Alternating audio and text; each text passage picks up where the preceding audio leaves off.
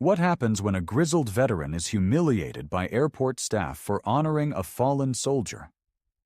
The arrival of a Marine Honor Guard changes everything in a way no one saw coming. I've walked through a lot of airports in my 78 years, but Spokane International, nestled in the pine-scented heart of Washington, felt different that day. The late afternoon sun poured through the tall windows of Terminal C, painting golden streaks across the polished floor. The place was a hive. Folks dragging suitcases, kids scampering, and business types hunched over laptops, their fingers flying like they were conducting some invisible orchestra. I moved slow, my knees creaking like an old barn door, gripping my leather satchel tight. That bag's been with me since Nam, patched and faded, but it still holds what matters: a folded American flag, a letter from a young soldier's CO, and a photo of Private First Class Isaiah Kendrick, grinning in his dress blues like he had his whole life ahead of him. He didn't. And that's why I was here. My name's Harlan Jessup, retired Marine Corps Sergeant Major. 3 wars, countless scars, and a heart that's still ticking, though it carries more ghosts than I care to count. I volunteer with the Honor Guard, escorting fallen heroes home so they're not alone. Today, that hero was Isaiah, a 22-year-old kid from Boise who gave everything in a desert I'll never see. My job was simple: meet his casket at Gate C-17, stay with him until his family could take him home. Simple don't mean easy, though. Not today. The gate was a mess when I got there. Passengers milled around like ants after a kicked nest, grumbling about a delayed flight from Dallas, Isaiah's flight. The gate agent, a wiry fella named Trevor Bannister, was glued to his computer, his fingers stabbing the keyboard like it owed him money. His blazer was wrinkled, his name tag crooked, and his attitude was about as warm as a winter ditch. 2 security officers, Marissa Delgado and Quentin Hayes, lounged nearby, their radios spitting static. Marissa had a sharp look, like she was itching for a fight. Quentin seemed softer, maybe newer, his eyes darting around like he wasn't sure who was in charge. I stepped up to the counter, my satchel heavy in my hand. "Excuse me, son," I said, keeping my voice low but clear. "I'm here to escort Private First Class Isaiah Kendrick. I was told to check in at this gate." Trevor didn't even look up. "Yeah, hold on," he snapped, his tone sharp enough to cut glass. "Weather's got everything screwed up. I'm swamped." I nodded, stepping back. I've waited out worse. Mortar fire, sandstorms, orders that never came. A little impatience from a desk jockey wasn't going to rattle me. I scanned the crowd, taking in the chaos. A young mama nearby was wrestling with a fussy baby, her face pinched with exhaustion. I caught her eye and gave her a small smile. "They'll sort it out soon, ma'am," I said, soft as I could. She nodded, grateful, and I felt a flicker of warmth. Small kindnesses keep you human, even when the world's trying to grind you down. Time dragged, and the gate got louder. Passengers griped about connections, their voices rising like a storm. Trevor's patience was thinner than a razor's edge now, and when I stepped up again, holding out my Honor Guard letter, he let out a sigh that could have curdled milk. "Look, Pops," he said, snatching the paper. "I don't have time for this. What's this even about?" Pops. The words stung, but I kept my face steady. "It's about a soldier coming home," I said, my voice firm but calm. "I'm here to make sure he's received with respect." Trevor skimmed the letter, his lip curling like he'd tasted something sour. "Honor Guard? Nobody told me about this? You got ID or something? Can't just let some old guy wander around my gate." Some old guy. I felt my jaw tighten, but I dug out my driver's license and Honor Guard badge, both worn from years of use. Trevor barely glanced at them before tossing them back like they were junk mail. "Fine," he said, waving a hand. "But you can't stand here clogging up my counter. Go sit over there." He pointed to a row of chairs by the window, his eyes already back on his screen. I swallowed a retort. "In my day, you didn't talk to a man my age like that, let alone one who'd served. But this wasn't about me. It was about Isaiah. I turned to walk away, but Trevor's mutter stopped me cold. "Old guy thinks he's some kind of hero," he said, just loud enough for me to hear. I froze, my hand tightening on my satchel until my knuckles whitened. For a split second, I saw red, jungle mud, blood, the faces of men I'd buried. I wanted to spin around, tell him about the nights I spent carrying wounded boys through hell, about the medals I never wore because they felt too heavy. But I didn't. Isaiah deserved better than my temper. I took a breath, deep and slow, and walked to the chairs by the window, my eyes fixed on the tarmac. The plane was out there somewhere, carrying a kid who'd never see home again. I sat, my back straight despite the ache in my spine. The crowd's noise faded to a hum, and I let my mind drift to Isaiah's mother, Rita. I'd spoken to her yesterday, her voice cracking over the phone as she thanked me for bringing her boy home. "He was so proud to serve," she'd said. And I'd promised her I'd be there, right at the gate, to hand him over with the respect he'd earned. That promise was all that kept me steady now. Trouble found me again when Marissa Delgado, the security officer, marched over, her boots clicking like a metronome. She was young, maybe late 20s, with eyes that could have cut steel. "Sir," she said, her tone more accusation than question, "I need to see your boarding pass." "I ain't boarding, ma'am," I said, holding up my badge again. "I'm escorting a fallen soldier's remains. I got clearance from the airline and the honor guard." Her lips pursed, and she crossed her arms. "Nobody cleared this with us. You can't just hang around a secure area without proper authorization. Let's see that letter again." I handed it over, my patience wearing thin but still holding. She read it like she was looking for a lie, her eyes flicking between the paper and me.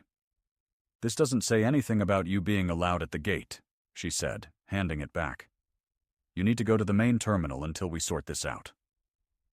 I felt a spark of anger, but I kept my voice even. "Ma'am, I've been doing this for 12 years. Never been stopped at a gate. That boy's family is waiting in the cargo area, and I ain't leaving until he's with them." Her eyes narrowed. "Don't get smart with me, sir. I'm doing my job. If you don't move, I'll have to escort you out." I almost laughed, not out of humor, but at the absurdity. Escort me out?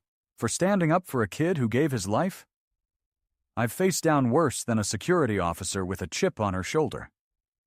But the crowd was watching now, some whispering, others pulling out phones to record. I didn't want this to turn into a circus.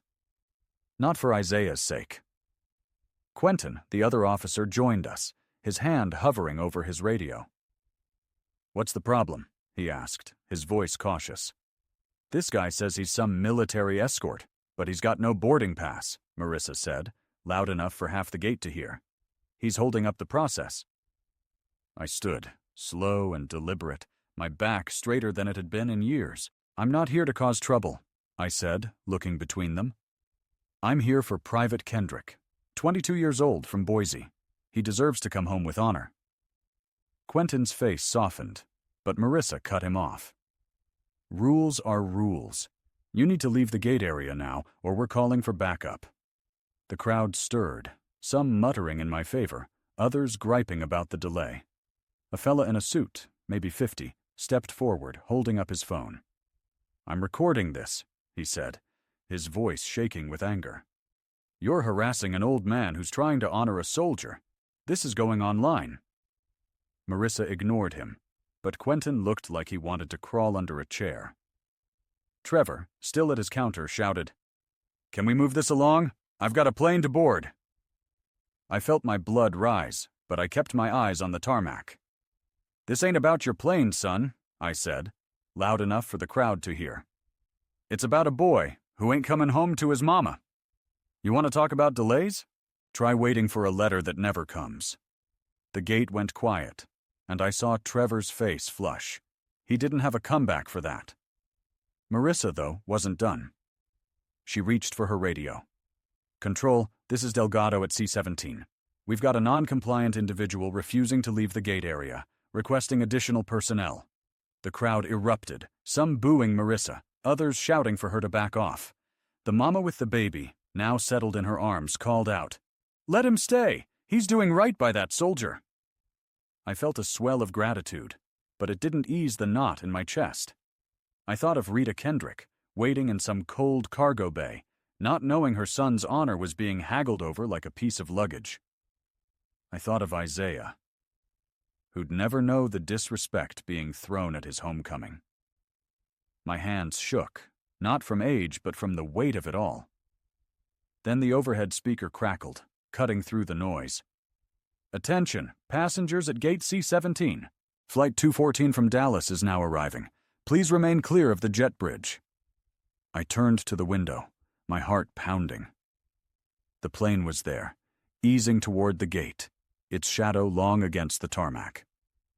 Isaiah was almost home, and I'd be damned if I let anyone stop me from keeping my promise. I stood by the window at gate C-17, my old leather satchel heavy in my hand, my eyes locked on the plane easing toward the jet bridge.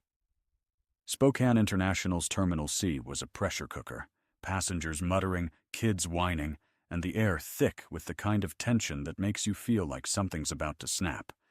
I'm Harlan Jessup, 78, retired Marine Corps Sergeant Major, and I was here for one reason, to bring Private Isaiah Kendrick home to his family. That boy, just 22, from Boise, was out there in a flag-draped casket, and I'd be damned if I let anyone turn his homecoming into a footnote. The gate was still a mess from the delayed flight out of Dallas. Trevor Bannister, the gate agent with a chip on his shoulder and a blazer that looked like it had been slept in, was barking at a ground crew kid, his voice sharp as a bayonet. Marissa Delgado, the security officer who'd already tried to run me off, was on her radio, her words clipped and her eyes darting like she was hunting for trouble. Her partner, Quentin Hayes, hovered nearby, looking like he'd rather be anywhere else. The crowd was restless, some filming me with their phones, others whispering about the old guy causing a scene. I didn't care about the cameras or the whispers. I cared about Isaiah and the promise I'd made to his mama, Rita, to bring him home with honor. I felt the weight of the moment in my bones, heavier than the shrapnel scars on my leg from Nam. I've faced down worse than airport staff, enemy snipers, sandstorms, orders that made no sense. But this was different. This was about respect, or the lack of it, and it cut deeper than I wanted to admit. Trevor's earlier jab, "Old guy thinks he's some kind of hero," still stung, but I pushed it down. Heroes don't need applause. They need to do what's right. The jet bridge hissed as it locked onto the plane, and the crowd's murmurs grew louder, like a storm rolling in. Marissa was still on her radio, calling for backup, her voice sharp enough to slice through the noise.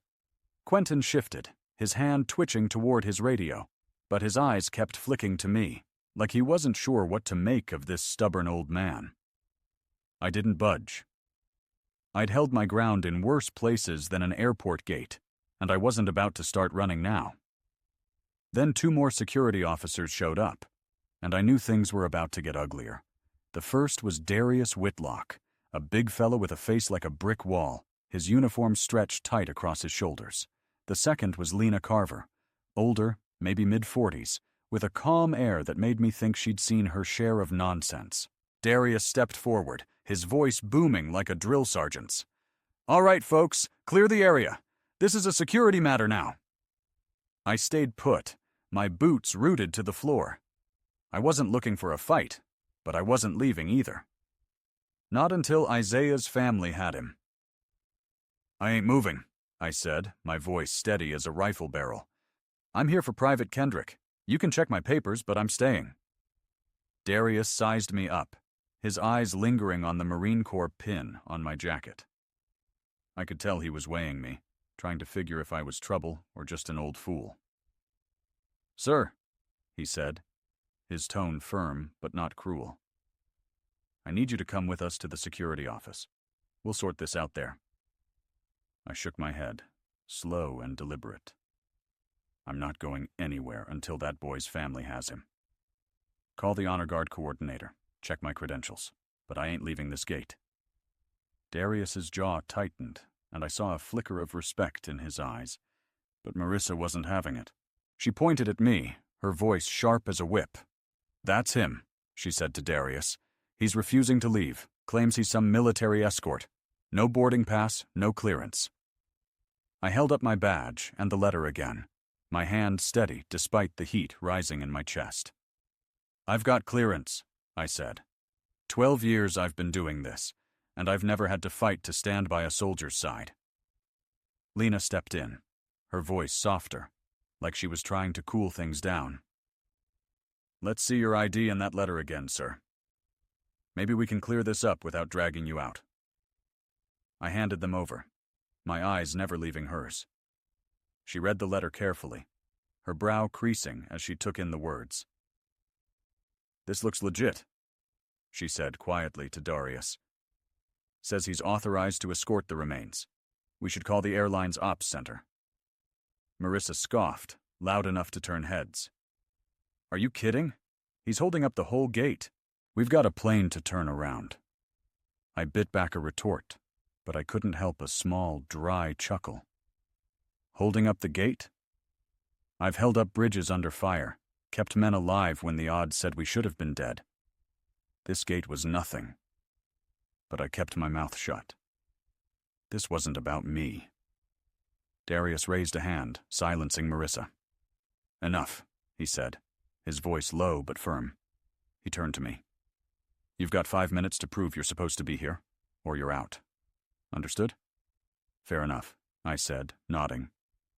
5 minutes was plenty. I'd waited longer for less.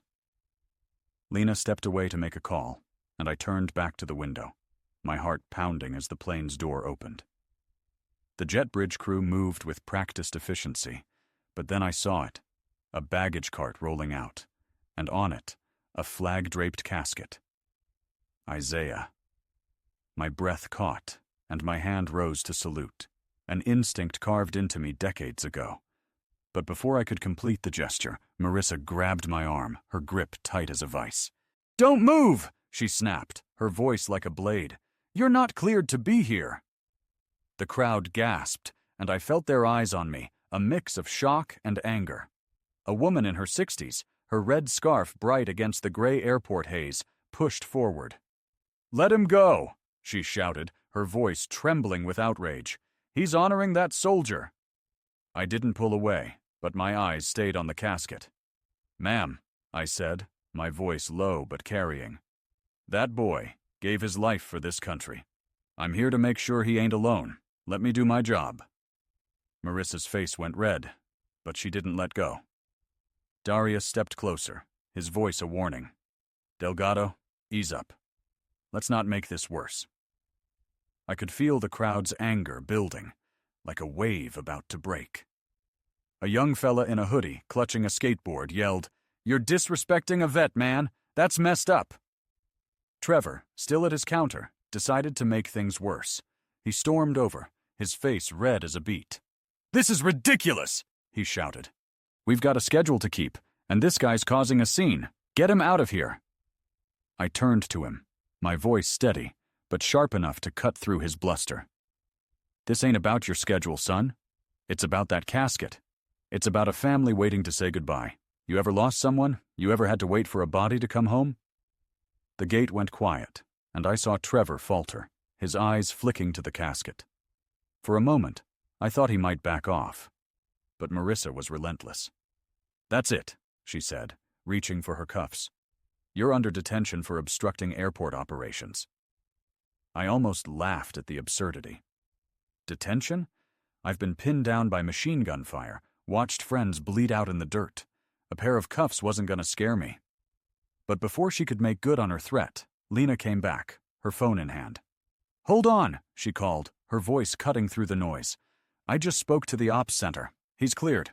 Honor Guard confirmed it. He's supposed to be here." Marissa froze, her hand hovering over the cuffs. Darius raised an eyebrow. "You sure?" Lena nodded, holding up her phone. "They're sending someone from the airline to confirm in person. Should be here any minute." I exhaled, my eyes still on the casket. "Thank you, ma'am," I said to Lena, my voice softer now. I wasn't here to win fights. I was here for Isaiah. Marissa let go of my arm, her face a mix of anger and embarrassment. "This isn't over," she muttered, stepping back, but the crowd wasn't having it. The woman with the red scarf clapped, loud and sharp. "That's right. Show some respect." I felt a flicker of hope, but it didn't last. Trevor, still fuming, turned to the ground crew. "Move that casket to the cargo area," he ordered, his voice dripping with authority he didn't earn. "We need this gate cleared for boarding." My heart dropped. "No," I said, stepping forward, my voice louder than I meant it to be. "That's not how this works. His family's supposed to meet him here, at this gate, with a proper escort. You don't cart him off like he's baggage." Trevor sneered, his eyes narrowing. "You don't get to tell me how to run my gate, old man. That's airline policy." I felt my blood boil, but I kept my voice steady, letting it carry the weight of my years. "Policy don't trump honor, son. That boy's mama is waiting to see him here, not in some warehouse. You move that casket, and you're spitting on his sacrifice." The crowd roared, and I saw passengers step closer, forming a loose wall between me and Trevor. The skateboarder kid raised his phone, his voice excited. "This is going viral, man. They're trying to disrespect a dead soldier." Trevor's face paled, but he doubled down. "Security, do your job. Clear this gate." Darius hesitated, his eyes on the casket. "This ain't right," he muttered to Lena, low enough that I barely caught it. Before anyone could move, a new voice cut through the chaos, deep and commanding. "What in the hell is going on here?" I turned, and there was a man in a crisp airline uniform, his name tag reading, Calvin Rourke, Operations Manager. He was in his 50s, with a no-nonsense air and a clipboard that looked like it had seen as many battles as I had. Behind him was a woman in a sharp blazer, her badge identifying her as Jocelyn Tate, the airline's regional director. Calvin's eyes landed on me, then the casket, then Trevor. "Somebody better start explaining," he said, his voice low but carrying the kind of weight that makes people listen. Marissa stepped forward, her tone defensive. "This man was obstructing operations, sir. No boarding pass, no clearance." "Enough," Calvin snapped, cutting her off like a knife. He turned to me, his eyes softening just a fraction. "You're the honor guard escort?" "Yes, sir," I said, standing taller despite the ache in my knees. "Sergeant Major Harlan Jessup, USMC, retired. Here for Private Isaiah Kendrick." Calvin nodded, and I saw respect in his eyes, the kind you don't see often anymore. "My apologies, Sergeant Major. This is a mix-up. You're cleared to stay." Jocelyn stepped forward, her gaze pinning Trevor like a bug. Why wasn't this coordinated? The honor guard was on the manifest. Trevor stammered, his bravado gone. I didn't see it, ma'am. It's been a crazy day." "Save it," Jocelyn said, her voice cold. She turned to me. "You have our full support, sir. What do you need?" "Just need to stay here until the family arrives," I said, my voice steady. "They deserve to meet their boy properly." Jocelyn nodded. "Done? And that casket stays right where it is." The crowd erupted in applause, and I felt my eyes sting. I saluted the casket, my hand trembling just a bit. The woman in the red scarf was crying now, and the skateboarder kid grinned, still streaming. I didn't care about the cameras. I cared about the flag, the boy, and the promise I'd made. But Marissa wasn't done. "This is still a security issue," she said, her voice tight as a drum. "We need to follow protocol." Calvin turned on her, his patience gone. "Protocol? You're talking about protocol when a soldier's coming home in a box? Get your priorities straight, officer." Marissa went quiet, her face burning. Darius and Lena exchanged a look, and Quentin stepped back, clearly wanting no part of this anymore. I turned back to the casket, my hand brushing the flag. I whispered a prayer, one I'd said too many times before, for a boy I'd never met but felt like my own. The family was coming. I could feel it. But the gate was still a tinderbox, and I knew this wasn't over yet. I stood by the flag-draped casket at gate C-17, my old hands resting light on my satchel, my eyes fixed on the corridor where Private Isaiah Kendrick's family would soon appear. Spokane International's Terminal C had gone quiet, the earlier chaos simmering down to a heavy, watchful hush. I'm Harlan Jessup, 78, retired Marine Corps Sergeant Major, and I'd been through enough battles to know this one wasn't over yet. The crowd around me, passengers, some still clutching phones, others wiping tears, formed a loose semicircle, like they were guarding the casket with me. Calvin Rourke, the airline's operations manager, and Jocelyn Tate, the regional director, stood nearby, their faces stern but supportive. But Marissa Delgado, the security officer with a grudge, lingered at the edge, her arms crossed, her eyes burning holes through me. Trevor Bannister, the gate agent who'd started this mess, was slinking behind his counter, shuffling papers like they'd save him from the trouble he'd stirred. I felt the weight of the day pressing on my shoulders, heavier than the rucksacks I carried in Nam. This wasn't just about me standing my ground. It was about Isaiah, a 22-year-old kid from Boise who'd never see his mama again.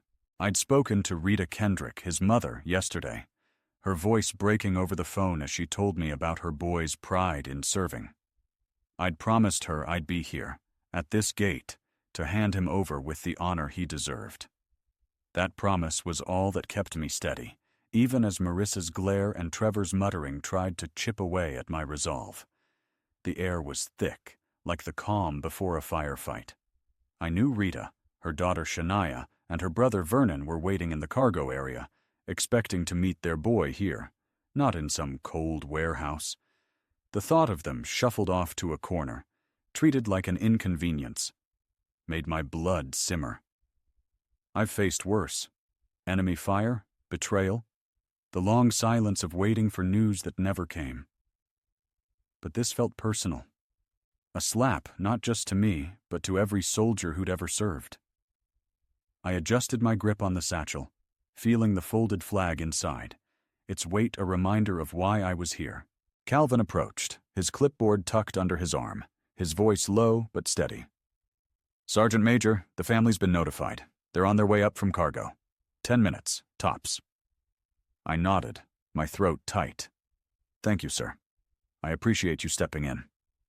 He shook his head, his jaw tight. Shouldn't have needed to. This whole thing's a damn disgrace. I couldn't argue with that. Jocelyn, overhearing, turned to Trevor, her voice sharp as a razor. Bannister, you're off this gate. Report to my office when this is done. We're gonna have a long talk about how you missed an honor guard on your manifest. Trevor's face crumpled, and he grabbed his jacket, muttering something I didn't catch. He slunk to the back of the counter, avoiding the crowd's glares. I almost felt sorry for him. Almost. You don't get to disrespect a fallen soldier and expect a pat on the back. The crowd murmured, some clapping softly, others whispering about Trevor's earlier outburst. Marissa, still hovering, muttered something under her breath. But Darius Whitlock, the big security officer, shot her a look that could have stopped a tank. Not now, Delgado, he said, his voice low and final. I turned back to the casket, my hand brushing the flag. It was crisp, starched, the stars bright against the blue, but it felt heavy as lead. I'd presented flags like this before, too many times, each one a piece of my heart handed over to a grieving family. I thought of Rita, a nurse who'd raised Isaiah alone, and Shania, just a high school kid, losing her big brother. Vernon, their uncle, had sounded gruff but broken on the phone, like he was holding it together for them. They deserved this moment, here, with their boy, not in some back room. The gate was quiet now, the earlier shouting replaced by a somber wait. I reached into my satchel and pulled out the flag, unfolding it just enough to feel its texture. I'd hand it to Rita, say the words I'd said too many times, on behalf of a grateful nation. Simple words, but they carried a lifetime of sacrifice.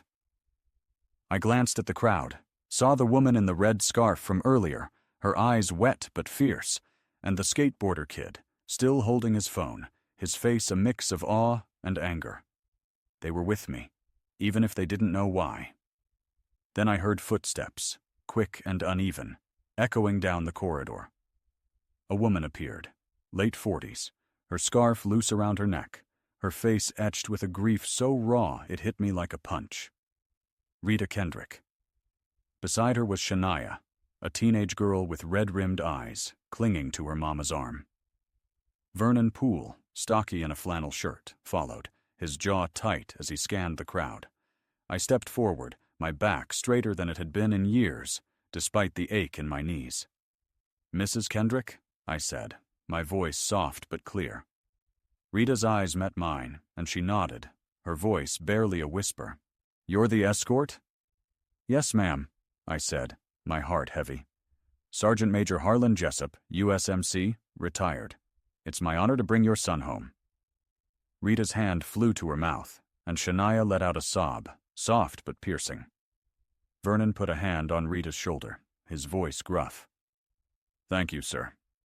We didn't know what to expect today." I gestured to the casket, my hand steady despite the lump in my throat. "He's right here, ma'am. We'll take him to you properly." The crowd parted as the family approached, some bowing their heads, others wiping tears. I walked beside Rita, my presence a quiet anchor as she reached out to touch the flag. "My boy," she whispered, her voice breaking like glass.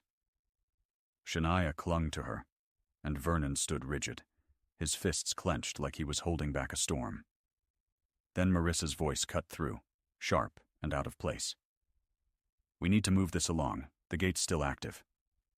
I felt the crowd tense, a collective gasp rising. I turned, my eyes locking on hers. "Ma'am," I said, my voice low but hard as steel, "this is a soldier's homecoming. You don't rush that." Calvin spun on her, his face thunderous. "Delgado, you're done here. Report to your supervisor. Now." Marissa's face went red, but she didn't move. "I'm following protocol." "Enough!" Jocelyn snapped, stepping forward, her voice like a whip. "You've done enough damage. Get out of this gate."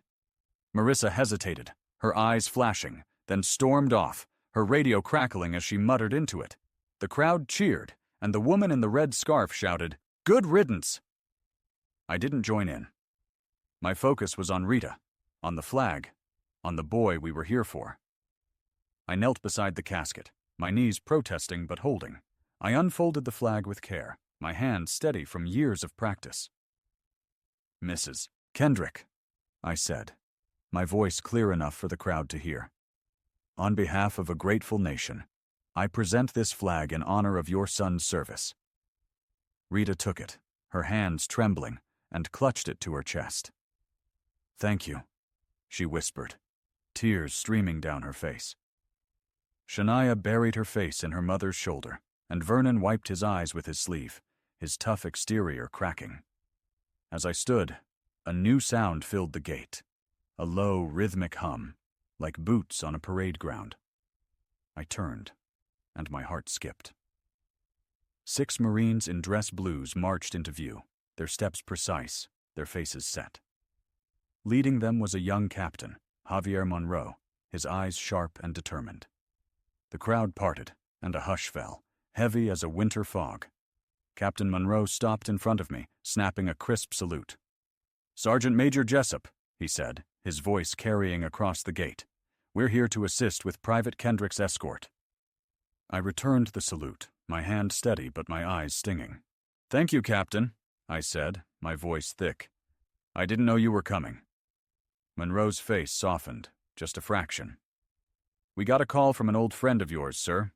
General Leland Forsyth. He said you might need backup." Leland. My CO from Vietnam, now a retired 2-star general holed up in Idaho. We hadn't spoken in years, but I'd mentioned this escort to him in passing, a casual call about old times. The old man still had pull, and I felt a surge of gratitude. "Appreciate it, Captain," I said, my voice steadying. Rita looked at me, her eyes wide. "You did this?" "No, ma'am," I said, shaking my head. This is for Isaiah. He earned it." The Marines formed a guard around the casket, their movements sharp as a blade. The crowd started to clap, slow at first, then building into a wave of sound. The skateboarder kid, still streaming, was practically shouting into his phone. "This is unreal, y'all. They brought in Marines for this soldier." Calvin and Jocelyn stepped back, their faces somber but proud. Darius and Lena stood at attention, their earlier doubts gone. Quentin, the quiet officer, wiped his eyes, thinking no one saw. The Marines lifted the casket, and I walked beside Rita, guiding her gently. Shania and Vernon followed, the crowd falling silent as we moved toward the exit. Passengers lined the corridor, some saluting, others bowing their heads. A kid in a baseball cap tugged at his dad's sleeve, whispering, "Who's that man?" "Someone who served," the dad said, his voice thick. We reached the terminal's main area, and I saw a group of local veterans, maybe 10 strong, holding a banner that read, "Welcome home, Private Kendrick." They'd seen the video, I figured, the one that kid was streaming. They saluted as we passed, and I nodded back, my heart full to bursting. We moved to a private room for the family to say their goodbyes. I stepped back, giving them space. But Rita grabbed my hand, her grip fierce. "You stay," she said, her voice firm through her tears. "You brought him home." I nodded, my throat too tight to speak, and stood by the door as they grieved. The Marines stayed outside, a silent guard, their blues sharp against the gray walls. Back at the gate, the crowd was breaking up, but the story was spreading. That video had gone viral, millions of views and counting. I heard later that Trevor was suspended, Marissa faced disciplinary action, and Jocelyn issued an apology, promising better training. I didn't care about any of it. I'd kept my promise to Isaiah, to Rita, to every soldier who deserved to come home with honor. I left the airport as the sun sank below the horizon, climbing into my old pickup, the Marine Corps pin on my jacket catching the last light. I drove into the twilight, tired but whole, knowing I'd done what was right.